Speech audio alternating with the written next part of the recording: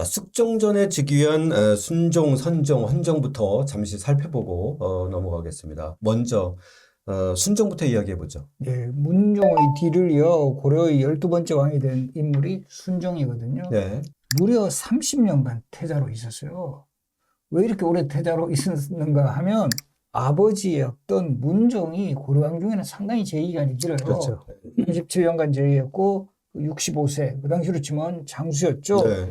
그러다 보니까 이 태자 생활이 아주 길었다라는 거죠. 이거 조선시대 왕 문종하고 너무 닮아 있어요. 조선왕 문종은 이 세종 때 세자로 책봉이 돼가 8살부터 37세까지 29년간 세자로 있었고, 또 정말 닮은 게 이제 이 순종 같은 경우도 이 아버지 그 문종의 죽음에 너무 상심한 나머지 효심이 깊어서. 효심이 지어서 몸을 상해가지고 결과적으로는 이 석 달 만에 친동생에게 왕위를 넘기고 이제 승하거든요. 우리 문종도 그렇잖아요. 네. 문종도 이 세종의 국상에 너무 이제 정말 효심을 다하다가 이게 화근이 되어가지고 결과적으로 2년 3개월 만에 이제 승하를 하게 되는데, 상당히 닮은 요런 이 고려의 왕과 조선의 왕 요런 닮은 꼴 찾기 이런 것들도 상당히 흥미롭습니다. 네. 그래서 이제 문종도 문종, 조선의 문종이 그랬던 것처럼 그 문종도 그 세자 시절에 세종을 잘 도왔거든요. 네. 이때 세자 생활만, 그 당시에는 태자죠. 30년 하면서 과거 시험을 주관하기도 하고 사신들을 접대하고 상당히 네. 태자 그 시절에는 왕성한 활동을 했지만 큰 그 정말 병으로 인해서 그 동생에게 일단 왕위를 넘기고 승하를 하게 됩니다. 네. 자, 이 순종이 죽고 순종의 3살 아래 친동생인 왕훈이 이제 13대 임금 선종으로 즉위하는데 상당히 총명했답니다. 예, 이게 문종의 아들들도 뭐 대부분 이제 아버지를 닮았는지 네. 굉장히 똑똑했던 것 같아요. 효심도 깊고 총명하고 네네. 학문에도 깊고. 그리고 이 아들들이 다 그 첫 번째 왕비였던 인여왕후의 자식들이어서 예. 인여왕후가 무려 아들만 8인가 10인가를 낳았을 거예요. 네. 굉장히 애를 많이 낳았고, 그 중에서 이제 선종의 경우에는 이게 두 번째 아들이 되는 거죠. 네. 굉장히 똑똑했고, 그리고 뭐 경학이라든가 사서 이런 거에서도 공부를 많이 했고, 또 글을 잘 썼더라고요. 네. 11년간 제의를 했는데, 뭐 이 시대는 어쨌든 그 국제관계는 꽤 안정된 시기였어서 거란에 대해서는 뭐 사들을 이어가면서도 우리 지난 시간에 봤던 것처럼 송하고 계속해서 우호적인 관계를 예. 맺고. 예.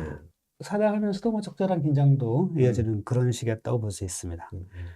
또 문종이야 대부분 다 이제 불교에 심취해가지고 승려들 대상으로 해서 과거를 이렇게 승과를 처음 실시했고, 아, 승과를 처음 만들었군요. 네네. 그다음 뭐 절도 짓고, 그다음에 재밌는 건 이 지난 시간에 봤듯이 이제 이 동생 중에 의천이 있지 않습니까? 네네. 문종의 넷째 넷째 아들로서 아들 이제 문종이. 스님이 출가했던 의천이 문종 시절에 이제 송나라 유학을 청했는데 아버지가 거절했잖아요. 네. 이 형이 이제 집권하게 되니까 선종한테 다시 유학에 대한 제안을 합니다. 아, 이번에 아버지는 반대했지만 형은 좀 그래도 예. 좀 봐주겠지. 이렇게 근데 형은 했는데. 또 야 아버지도 반대했더니 안 된다 이렇게 하니까 이번에는 그래서 우리 참 밀항을 해버리죠. 근데 혼자서 유학에 대한 열정이 대단했던 것 같아요. 의천이. 굉장히 학구열도 높았고, 음. 그리고 이 의천도 굉장히 똑똑한 아들이어서 네. 스님으로서도 자기가 어떤 자기의 역할이라고 하는 걸 남들에게 좀 설계하고 있지 않았나 생각이 그렇죠. 듭니다. 예. 그래서 송나라 유학을 갔고, 거기서 뭐 황제한테 되게 환영도 받고, 네. 뭐 대접도 잘 받고 그렇게 됩니다. 근데 이제 이 변수가 생겨요. 이 선종이 조기 유학하라고 이제 송황제한테 표문을 보냈고, 그래서 유학 1년 2개월 만에 이제 결국은 돌아오게 됩니다. 근데 이때 1000권 정도의 경서와 불경을 가져왔어. 그래서 이게 상당히 어떻게 보면 고려시대 이런 좀 지식 수준이라든가 이런 불교 문화가 이렇게 확 전파되는 그런 계기가 되었고, 그리고 이제 이 의천은 또 이 승려잖아요. 그러면서 자신의 수행의 결과 이런 그 하나의 그 종파를 개창을 하는데 바로 이 천투입니다. 그래서 의천하면 항상 천태종. 그래서 이 흥왕사라는 절의 주지로 있으면서 제자들을 양성하다가 이제 숙종 6년 1101년 우리 나이로 47세에 열반하셨고요. 이 받은 시호가 대각이에요. 그래서 우리 지금 또 대각국사 이천 이렇게 부르고 있죠. 예. 실제로 되게 짧은 기간이지만 예. 가서 활동은 대단히 왕성했던 것 같아요. 그렇습니다. 사람들도 많이 만나고 공부도 하고 또 이 1000권 이상의 불교의 서적들을 또 전부 선별해서 싣고 왔다. 네. 이거 보면 그냥 단순한 일이 아니라 상당한 그 의욕적인 활동들을 했어요. 그리고 이때 그때 갖고 온 천권만이 아니라 말씀하셨던 것처럼 그 이후에든 이전이든 해서 송년에서 구입해온 책들 무려 4천여 권을 인쇄하잖아요. 그러니까. 예. 근데 이 당시 고려 인쇄술이 상당히 발달해 있어서 예. 특히나 이제 고려는 각 그 대규모 절들 같은 경우에 대부분 자체 인쇄소들을 다 마련한 터라서 그렇죠. 예. 이에 기반해서 이런 책들을 다 인쇄가 가능했다라고 보여지고 그 다음에 나중에 이 인쇄 기술이 워낙 좋으니까 송 황제가 그 이후에는 오히려 이제 그 고려에서 만든 경서라든가 이런 것들을 보내달라. 예, 오히려. 보내달라고 예, 할 예. 정도였다고 합니다. 예. 자, 이 선종이 제위 11년인 1094년에 이제 병을 얻어서 눈을 감는데 문제는 죽기 전에 이제 두 가지 카드가 있어요. 하나는 장성한 동생들이 질비하고 태자가 있는데 누구한테 왕위를 물려줄까 상당히 고민을 했을 것 같은데 결국은 아들한테 물려줍니다. 그렇죠. 예. 이 조정의 분위기가 좀 예사롭지 예전엔 사실 평온했는데 네. 예, 좀 예사롭지 않을 것 같은데. 그러니까 이 아이가 뭐 한 5살, 6살 이랬으면은 이제 미련 없이 그렇죠. 예, 예, 동생한테는 묻었을 텐데 예. 아들이 나이가 11살이라는 나이가 좀 애매하잖아요. 그렇죠. 아주 어린 나이는 아니니까. 예, 이거 한 3, 4년만 어떻게 잘 버티면 예. 충분히 왕노릇을 할 수 있는 이런 나이다라고 하는 것. 그래서 아들한테 승계를 합니다. 예. 이 아들이 이제 헌종이죠, 네, 헌종. 헌종. 근데 굉장히 아버지가 보기에 이 아들한테 물려준 것은 또 아들이 굉장히 똑똑했어요. 뭐 한 번 들은 것은 잊어버린 일이 없었다라고 하고 그림과 그림을 좋아했다라고 해서 하여튼 네. 총명하고 재능이 있었던 것은 분명합니다. 그리고 이때 어머니인 사숙태우가 습성을 하게 되는데 이 사숙태우가 우리가 지난 시간에 봤던 이자연의 손녀입니다. 손녀. 예. 그러니까 이자연은 딸 셋을 이제 문종의 왕비로 뒀고 그다음 손녀 둘을 다시 선종 왕비가 예, 손종의 왕비로 뒀던 거거든요. 네, 네. 근데 이 같은 이 손녀 중에서 원신궁주라고 있었는데 이 원신궁주가 또 다른 아이를 낳았고 이게 이제 말하자면은 헌종의 동생인 거죠. 예, 동생입니다. 예. 그러니까 이 원신궁주의 오라비 이자희라는 인물이 이때 갑자기 주목받기 시작을 하는데 예. 이자희는 말하자면은 그 이자연의 손자가 손자. 됩니다. 예. 그리고 뒤에 가서 나오는 이자겸의 난을 일으키는 이자겸도 역시 이자연의 손자인데 예. 우리가 언뜻 들으면 뭐 이자연, 이자희, 이자겸에서 무슨 같은 한결인가 싶은데 그게 아니라 네. 손자다. 이자연의 자자는 이제 아들 자자고 이 이자희나 이자겸은 자본할 때 자자, 예, 예. 재물 자자를 쓰게 되는데 예. 왜냐하면 이 새롭게 왕이 오른 헌종이 굉장히 병약했거든요. 그래서 언제 어떻게 될지 모른다라는 생각을 했게 됐고 이자희의 입장에서는 만약에 의사시 이제 헌종이 죽게 된다면은 그 승계를 자기의 여동생이 그 원신공주가 낳은 그 아이가 승계를 해야 한다. 그렇죠. 동생이니까 예. 이렇게 생각을 했는데 자기 보기에도 이제 장성한 이 왕의 삼촌들이 이제 질비하단 말이죠. 그래서 그들에게 왕위가 넘어가서는 안 된다라는 생각을 해가지고 이 무사들을 동원해서 이제 활쏘기를 준비한다든가 이런 식의 대응을 하게 됩니다. 네. 바로 이것이 이제 고려사에 기록된 이자희의 난의 시작인데 일단 이 이자희의 난은 좀 민감한 부분이 있어서 고려사에 전하는 기록부터 한번 정확히 한번 살펴보겠습니다. 이 기록은 한번 좀 박하백님 좀 읽어주시겠습니다. 자, 이자희는 무사들을 모아 활쏘기를 일삼 후에 말하기를 주상께서 병이 있어 언제 어찌 될지 모르는데 어방에서 왕위를 엿보는 자가 있으니 너희들은 마땅히 힘을 다해 한산후를 받들어. 한산후가 아까 보았던 이제 원신공주의 그렇죠. 아들이죠. 한산후를 받들어 왕위가 다른 사람에게 돌아가지 않도록 해야 한다. 사실상 이제 이자희의 입장에서는 어떻게 보면 당연한. 당연한 거예요. 네. 왜냐하면 왕이 죽으면 그 다음에 왕이 아직 어려서 당연히 자식이 없으니까 왕의 동생이 있는 것 이것은 이 고려의 전통이기도 하단 그렇죠. 말이죠. 삼촌으로 위로 올라갈 수는 없잖아요. 아직까지 이제 자기 동생으로 와야지. 예, 이때까지 고려사에서 왕이 이제 거슬러서 삼촌으로 가는 사례가 사례가 없으니까. 없으니까. 근데 네. 이자희가 보기에 삼촌들이 이제 눈을 번뜩이면서 왕위를 노리고 있는 것이 분명히 보였단 말이죠. 네. 당연히 이자희로서는 대응을 할 수밖에 없다고 생각되는데 이것을 역모라고 걸고 이제 일을 일으키게 되는 거죠.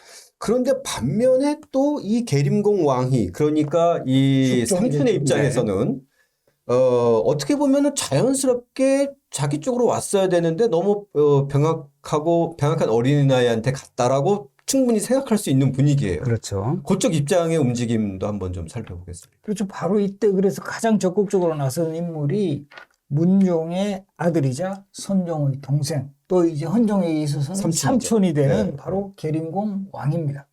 이 왕이도 이때 이미 사례 조사했을 거예요.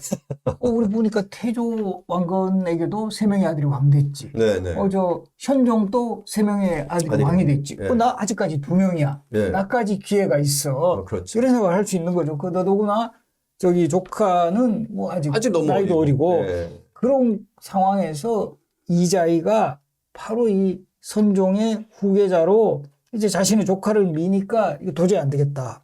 그래서 이 평장사 소태보에게 바로 이 이자희가 반란을 꾀하고 있다면서 이거 이제 국가의 안위가 달린 문제다. 이러면서 이제 직접 이제 우리가 나서야 된다. 그래서 이제 이 평장사 소태보가 이제 그 왕위의 그 제안을 받아들여서 이 왕공무로 하여금 군사를 거느리고 이제 입고를 하도록 합니다. 그래서 이 왕공무라는 인물이 바로 이 선종문에서 이자희를 바로 현장에서 참수를 하고 이자희의 측근과 그 아들 포함해서 17명을 바로 체포해서 처형해버려요. 이 쿠데타의 싹을 확실하게 잘라버리겠다. 뭐 이런 거죠. 그래서 이들과 연루된 인물들 대부분 변방으로 내보내고 그들의 처자식들은 그 양계 지역의 노비로까지 삼아버려요. 바로 이것이 이제 고려사에 기록된 이자희 반란의 전모입니다. 네. 일단 이자희가 반란을 진짜 동의했는지 또는 왕이가 자기 쿠데타 명분으로 이자희의 그런 움직임을 반란으로 날조했는지 뭐 어느 네. 것도 분명하지 않습니다. 네, 기록상으로 네, 보건대. 네. 하지만 그럼에도 우리가 분명하게 판단할 수 있는 것은 말씀하신 대로 굉장히 속전속결이었고 네. 그렇다는 얘기는 왕이 쪽에서 굉장히 준비가 되어 있었다는 거죠. 즉 이 얘기인즉슨 이 헌종이나 나이가 어리고 병약해서 언제 무슨 일이 생길지 모른다라는 것은 분명한 사실이고 네. 이 때문에 이제 이자희 입장에서는 한선우한테 이제 여차하면은 승계를 시켜야 한다는 생각에서 이에 대한 대비를 한 것은 분명합니다. 예. 그리고 충분히 그거는 뭐 합당한 거예요. 예, 제가 보기에 이것은 이제 네. 역모라고 할 수는 없지 않나 생각이 들고 네. 왕위는 왕위대로 만약에 무슨 일이 생기게 되면은 이번에는 자기가 그 권력을 장악해야지라고 생각하고 있었는데 이자희와 한선우의 움직임이 이제 걸림돌이 된단 말이죠. 그렇죠. 이거는 역모로 몰 수 있다. 때문에 이걸 빌미 삼아서 선제공격을 가한 거죠. 그러니까 이자희와 왕위 사이의 권력 투쟁에서 이자희는 그래도 어린 왕이 죽었을 때를 대비한 것이었는데 왕위는 그와 무관하게 미리 선수를 쳐서 제거를 한 것이죠. 때문에 책에서는 이제 좀 불분명하다고 얘기했습니다만 이자희 그 왕위에 의한 쿠데타가 역시 사건의 핵심이다. 그러니까 이재현이 당시에 이런 이야기를 해요. 그 형제끼리 왕위를 전하는 것에 익숙해져 버린 사람들이 선종은 동생이 5이나 있는데 어린 아들을 왕으로 세운다며 이 옳은 일을 잘못된 것으로 걸리는. 그러니까 그 시대에 그런 어떤 숙종의 그 왕위 어떻게 보면 찬탈을 뭐 이건 당연한 소리다라고 인정하는 그런 분위기에 대해서 뭐 좀 비판을 했던 이런 내용들. 그러나 이것을 통해서 당시에는 숙종이 왕에 오르는 것에 대해서 상당히 인정하는 분위기가 강했다. 또 어쨌든 사숙태우 그러니까 그 헌종의 엄마의 입장에서 봤을 때는 이미 이제 삼촌이 모든 권력을 다 장악해버린 그렇죠. 상황이고 이 왕이라는 이제 허브를 쓰고 있지만은 언제 어찌 될지 모르는 굉장히 두려움에 그렇죠. 딱 들게 되겠죠. 또 거기다 이제 병약하고. 아이가 아프기도 하고 네. 그래서 아들한테 이제 양해할 것을 제안했고 헌종이 결국 왕희에게 즉 숙종에게 양의를 하게 됩니다. 네. 근데 양의를 하고 나서 2년 후에 죽습니다. 네네. 그래서 네. 그걸로 봐서 이거는 뭐 어떤 수를 써서 살해를 했다라든가 이런 정황은 전혀 보이질 않고 아마 네. 병약해 그냥 자연사. 아파서 죽은 게 예, 예. 맞지 않나 싶어요. 예. 어쨌든 숙종으로서는 권력도 장악하고 이랬는데 굳이 뭐 병약한 조카를 죽일 이유까지는 없었을 것 네네. 같아요. 그리고 예. 그 아까 계속 나온 것처럼 당시의 분위기가 이 숙종의 즉위를 이제 불언시하는 분위기가 아니라 예. 그러니까 배역시하는 분위기가 아니라 자연스럽게 받아들이고 있는 입장이었기 때문에 예, 예. 굳이 무리수를 둬서 헌종을 살해하거나 할 이유는 없었다고 보여집니다. 예. 이건 이제 조선왕 단종 살해하고는 좀 차이가 있죠. 단종은 결국은 이제 세조가 내린 사역을 받고 죽게 되는 단종은 끊임없이 단종 복용을 그러니까요. 예. 그렇기 때문에 이 세조 입장에서는 이 계속 싹을 잘라야 단종이 된다. 살아있는 한 이런 움직임이 계속 일어난다. 그러니까 그 화근을 제거하겠다. 네. 그런 면에서는 그 당시에는 뭐 그런 좀 화근이 될 만한 움직임이 없었던 걸로 보아서는 그렇죠. 뭐 병사였을 가능성이 높다. 이렇게 네네. 이제 보는 거죠.